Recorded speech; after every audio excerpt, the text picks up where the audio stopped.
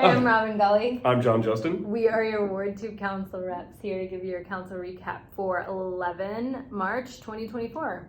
I'm clearly in kind of a weird mood today. I'm saying things in a weird way. It's really warm outside. It is. Yeah, I think that's part of it. Spring fever of some sort on March 11th. Yeah, we'll we are having spring we'll fever. call Let's say it that. My kids that are, way. for sure. So we had a pretty light agenda, in part because we were short two of our council folks, so we didn't want to take up anything really controversial. Yep. Want to say thanks to Mayor Pro Tem Wendy Berry, who is representing our city at the National League of Cities Conference, and that was the reason that Wendy was not here today.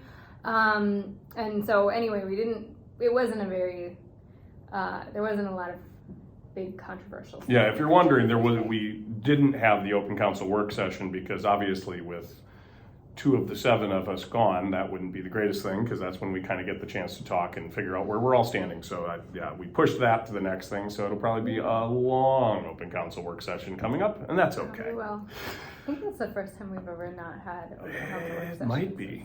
I've been on the council. Yeah, I can't recall. So we started just with some community comments, and we actually had some some good comments thanks to the folks who came out. First of all, we had a gentleman who came and wanted to just mention the carts from Walmart. I think this concern has been getting better, allegedly, but we still are asking folks not to take carts out of the Walmart. Yeah, and actually, from what I understand, Walmart's really started to work a lot more with the city to alleviate some of the concerns that we used to have. And I think things are getting better. But carts in the Wells Fargo parking lot, I think it was Mike that was here, and Mike has been on us in good ways about the sidewalk on Lothenbach by Target. That is a sidewalk is on the plans. I believe it's 2027 that reconstruction's happening. And then also I believe he had a question about a bus stop at Lothenbach. And now unfortunately that is really up to MTC, Met Council. But that doesn't mean that we won't pass that along, and obviously getting things like that on the record, even if it's something that we can't do, getting it on the public record, getting it in the eye does help. So thanks, Mike, for really being kind of a tireless advocate for that area, and I appreciate it. It's great. Definitely. And anyone from Met Council, if you happen to be watching this, please know we have a request for a bus stop. Yeah, seating basically. Yeah, and I think it's a pretty busy bus stop, and as somebody who rode the bus for years, benches, shelters, they really matter. Even this winter, which hasn't been so terrible, it is just you're at that spot. You need some sort of shelter, and it's a good thing. So the more, the merrier. Give us more. There we go. That's right. And then Connie Lacombe came and was talking about Election Day, and just wanted to make a plug for election judges. We're going to need a lot more election judges going into our primary and our November election.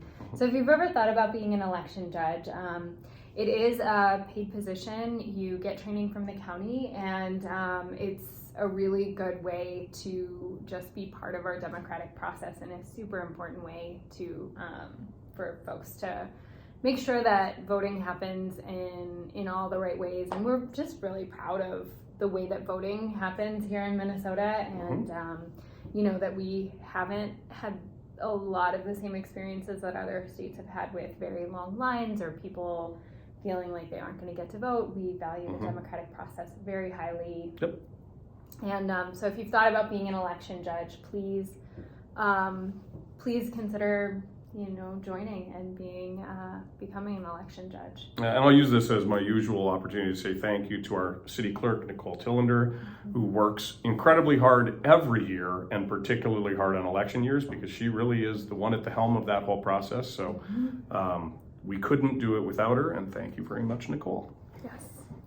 And then Edgar Herrera is here with his wonderful children. They are adorable children. Really adorable. And they were here to say thanks to our police chief and to our police officers and our first responders for their work to keep our city safe. And they are doing sort of random acts of kindness, and that was one of the things that they wanted to do. So. And then we had a proclamation and a presentation from Relay for Life South St. Paul. That is coming up. That's a brochure right here. Saturday, August 3rd, 2024 at Lincoln Center Elementary in South St. Paul. If you want to learn more about Relay for Life, actually there's a website, relay52.org, and you can go to the website and find out more. You can make a donation, you can have a relay team, you can become a relay sponsor. They usually come by and tell us about their efforts, but they've raised a ton of money for cancer research for the American Cancer Society. Yeah, and I believe this is the 20th year. This.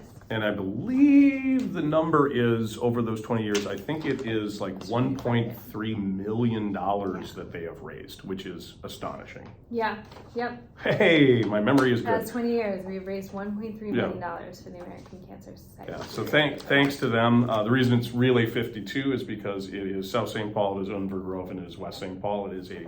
Right along the 52. And since we're all on the 52, that's where the branding comes from. So. Oh, yeah. And if you are interested, the website is relay52, as in the numbers, 52.org. And then we had two items of general business. No public hearings tonight. But the first one was receiving a feasibility report and ordering a public hearing for the Bernard Street East reconstruction. This is something we've talked about quite a lot before, although I think it's been several months since the last. Well, the whole thing started in 2018. Yeah. And in 2018, we had some financial setbacks that led to having to push that off. We're finally getting to the point where I think construction would be in 2025. There'll be more opportunities for input. And so we're just kind of moving forward with that.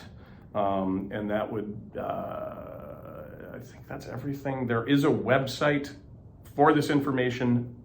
I'm sure it's linked on the city website. I don't know what the direct address is. But if you are interested, if you're in that location, one of the things that was brought up is that we are unfortunately going to lose a lot of trees. Very little of that is actually due to the construction. I believe it's only 2 trees that are due to the construction, where there's a pedestrian access point, and then another sort of final stage where there's one property there was a lot of work that has to do, and unfortunately that's going to take out a tree. The rest of the trees are either ash trees that are not healthy or other trees that are diseased. And so nobody likes to take these trees down. We will be replacing them one for one with 2.5 caliper inch deciduous trees. So they're not going away forever. They're just going to be a little smaller for a little while. But we do take it seriously. We don't like to take trees down, but when we have to, we have to. And we really make a concerted effort to not overall diminish the amount of trees. We like having a green, treed community. I know that we all like that on our own streets. So we wish we didn't have to take any down, but that's the situation, but we will take care of it on the back end. Yeah, and so one of the things so they did a sort of an open house to talk about it with folks, and Ross Beckwith, our public works director, said that one of the things that they were doing was really talking to folks who knew that they were losing trees about why the trees had to come down, and also what the replacement plan was. So we are going to move this to a public hearing on I believe it's April 8th. I didn't write that down, but I believe it's our first council meeting in April. It should be in the packet if you are looking for that information. The timeline, there's a multi-step timeline, will be in there, and I know that we are looking at one more piece of public input that isn't on that timeline, but we will be adding it, it sounded like. Yeah, so I think there's going to be, their plan is to do another open house. An additional open house, I think. Where folks can come and talk and learn about what's going on with this project. So, and then we're very excited for it to actually take place in 2025. And then the last thing that we did on the regular council agenda was considering the rental license for Eagle Point Apartments. So, do you remember when we originally went to a provisional license? 2023, maybe June or July. And so they're on a provisional license. I want to say up front that the management has taken great strides. There have been a lot of improvements. They've worked a lot with the city. The city was very specific on saying that staff has been much more communicative. That's great. Oh, that's great. And really, we didn't do anything new. what we did is we just continued. There's a couple conditions there were 9 conditions, 7 of them have been met. One of them is in process and it looks like it will be met. And then another one was a minor point of debate tonight. And we just, as a council, decided to move forward with no changes, not adding any conditions. It's certainly not a reflection on any lack of effort on the part of the people that own that and manage that property. But we decided that what we had thought of in 2023, we still felt was the right pathway forward. And then they will come back up to get their license in July of 2024. And then at that point, I think if those conditions are met, then it probably will move to a regular rental license rather than a provisional. I won't get into all the details of what provisional and rental, but just, I think kind of staying the course, continuing to welcome the improvements that are being made at that property, and hopefully just see the last ones get over the finish line, and then we can get back to standard business as usual there. So yeah, and I just want to say, if we have any folks who are watching this who are in Eagle Point Apartments, we would love to hear about your experience living there. It seems like there have been a lot of improvements, and but ultimately what we want to do is make decisions that are best for the safety and well-being of our community and our residents. And so some of the things that were points of debate, we just really stuck to our guns on them because we felt like they were going to make the residents safer and more secure in the building. So we would love to hear, if you want to take a look at some of those things, they're in the packet, you can see them. We would love to hear if you have any thoughts about them, if you have any thoughts about how they're implemented or anything like that. It's, some of the things that have been implemented are things like security cameras throughout the buildings. The thing that came up as a big point of debate tonight was whether to put alarms on the doors, and we as a council stuck to the idea that we want alarms on the doors. Yeah. And the alarms have been established in the initial conversation. So it wasn't something that we added tonight. We did, I think, clarify a little bit. We did consider some alternatives. They were discussed with both staff, with other council people, but at the end of the day, I think we landed where we started at and we followed staff's recommendation. But I think it's moving forward well, is my understanding. So that's great to see. And I appreciate the efforts that have been put in by the owners and the management. Yeah, definitely. And that was it for the council meeting. And then we did have a short Economic Development Authority meeting where we basically just approved the continuation of a joint powers agreement with Dakota County to continue our work with Open for Business. So yeah, it's a continuation of a program that we've had for a long time. We make a small investment in this program called Open for Business, and we have we get huge benefits. Their whole job is to support people who are interested in establishing businesses. So if you're interested in opening a small business or changing a small business, maybe moving or anything like that, I think they can support all of those things. And they've just been great to work with and really an asset. And you can contact any of your council, you can contact city staff if you're interested in exploring that sort of thing. To put numbers into perspective here, our total contribution, our annual contribution to this program is $5,400 last year.